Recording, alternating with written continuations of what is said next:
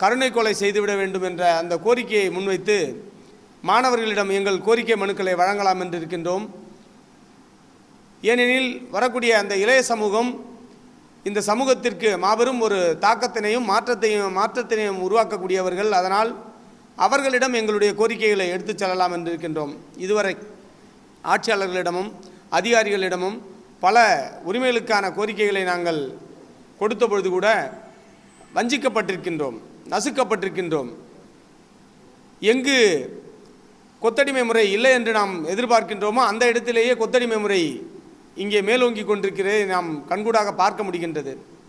ஆகவே இந்த சூழலில் எங்களுக்கு ஏற்கனவே வழங்கப்பட்டிருக்கக்கூடிய நீதிமன்ற தீர்ப்பை நடைமுறைப்படுத்துவதில் கூட அரசு அலட்சியம் காட்டி கொண்டிருக்கின்றது.